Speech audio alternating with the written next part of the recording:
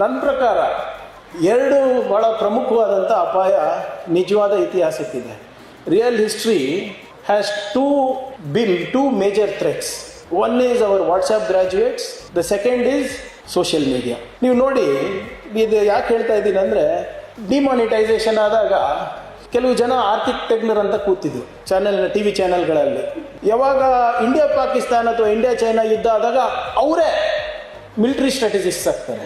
Demonetisation ಇದ್ದಾಗ economics, ಯುದ್ಧ ಆದಾಗ ಮಿಲಿಟರಿ ಸ್ಟ್ರಾಟಜಿಸ್ಟ್, ಕರೋನಾ ಸಂದರ್ಭದಲ್ಲಿ ಹೆಲ್ತ್ ಸ್ಪೆಷಲಿಸ್ಟ್, ಹೆಲ್ತ್ ಎಕ್ಸ್ಪರ್ಟ್ಸ್, ಚುನಾವಣೆ ಟೈಮ್ನಲ್ಲಿ ಸೆಫಾಲಜಿಸ್ಟ್ಸ್, ಪೊಲಿಟಿಕಲ್ ಎಕ್ಸ್ಪರ್ಟ್ಸ್.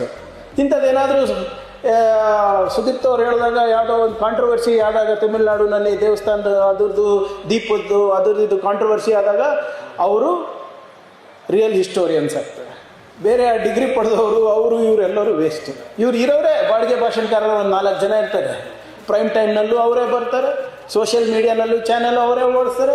ಅವ್ರಿಗೆ ಕೋಟ್ ಮಾಡಿ ನಮ್ಮ BJP ನಾಯಕರು, RSS ನಾಯಕರು ಎಲ್ಲ ಕಡೆ ಪ್ರತಿಪಾದನೆ ಮಾಡ್ತಾರೆ. This is become the norm of the day.